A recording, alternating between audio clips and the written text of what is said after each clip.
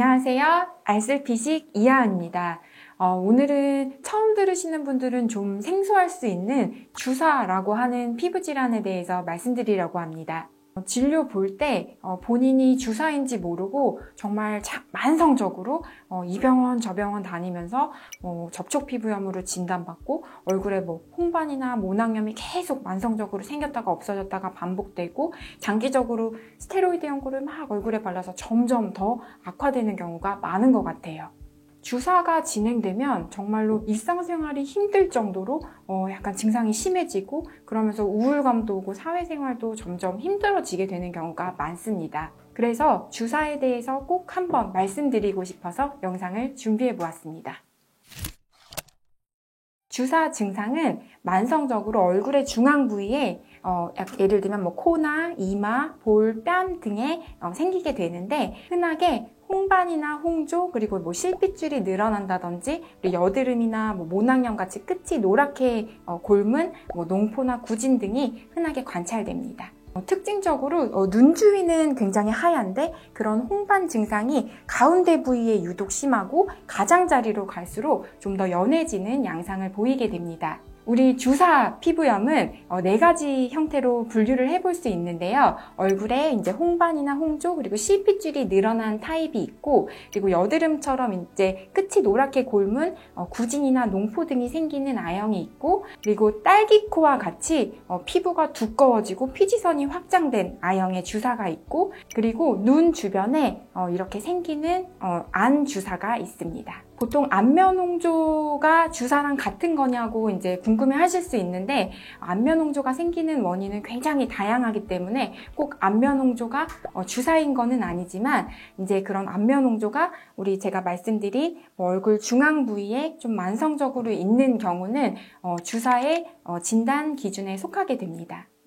그러면 주사는 왜 생기나요? 주사 피부염이 생기는 원인이 딱 명확하게 밝혀진 것은 아니지만 주사라고 하는 유전적인 소인이 있으신 분들에게 환경적인 요인이 이제 악화인자로 작용을 했을 때 주사가 발현되게 됩니다. 그러면 주사는 언제 악화되나요? 네. 주사를 악화시킬 수 있는 요인으로 자외선이 가장 큰 원인이 되고 그리고 열, 그리고 다양한 음식에 의해서 악화될 수 있는데 맵고 뜨거운 음식 그리고 술 중에서 레드와인이 주사를 악화시킬 수 있고 스트레스도 악화 요인이 됩니다. 또 장내 세균 감염, 장질환이 있는 경우 주사가 악화될 수 있고 모낭충, 피부에 모낭충이 있는 경우 피부가 좀 심해질 수 있고 그리고 격렬한 운동을 한다든지 마스크를 장시간 착용하고 있는 경우 주사의 악화 요인이 될 수 있습니다. 특히 주사 환자분들에서 식습관을 교정을 하면 70% 정도에서 악화 빈도를 줄일 수가 있는데요. 그래서 주사를 악화시키는 음식을 콕 집어서 말씀드리겠습니다. 알코올이 대표적으로 악화시킬 수 있는데 그 중에서 레드와인을 좀 주의를 하는 게 좋겠고요. 매운 음식, 캡사이신이 들어있으면 주사 피부염을 악화시키게 됩니다. 토마토, 초콜릿 등의 신남 알데하이드 함유 음식, 그리고 뜨거운 음료, 히스타민이 많이 함유되어 있는 음식, 숙성 치즈, 가공 육류, 와인, 고지방식이 등이 주사를 악화시킬 수 있습니다. 그리고 오메가3 지방산이나 유제품 등은 주사 피부염에 도움이 되는 음식으로 알려져 있습니다. 주사는 평생 관리해야 하기 때문에 일상적인 관리법이 굉장히 중요한데요. 주사 피부염 관리법은 제가 이전에 많이 말씀드렸던 민간 피부 관리법과 일맥상통하는 부분이 있습니다. 첫 번째로 자극 없고 부드럽게 아침, 저녁으로 세안을 해야 합니다.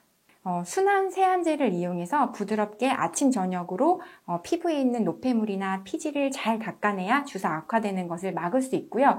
이때에도 강하게 스크럽제를 이용해서 하는 것은 금하셔야 합니다.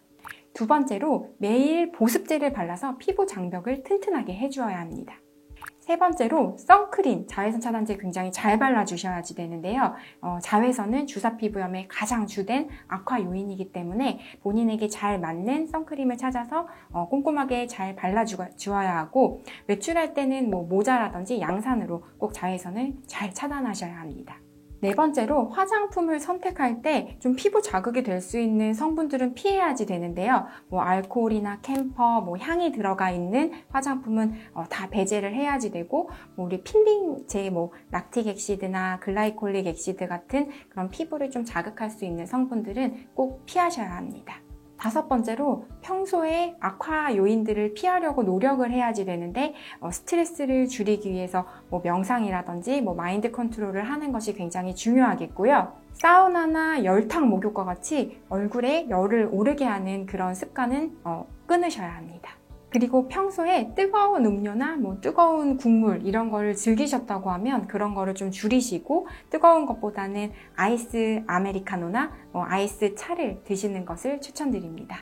여섯 번째로 이런 일상생활을 할 때 너무 맨 얼굴로만 다니면 그런 홍조가 더 도드라지기 때문에 좀 주사에 친화적인 메이크업을 하는 것이 좋겠는데요. 보통 홍조는 그린색으로 커버가 잘 되기 때문에 그린색 계열의 메이크업 베이스를 이용해서 메이크업을 하는 게 좋겠고, 마무리는 좀 파우더리한 화장이 피부에 자극이 덜하기 때문에 파우더 위주의 화장을 하는 것이 좋겠습니다.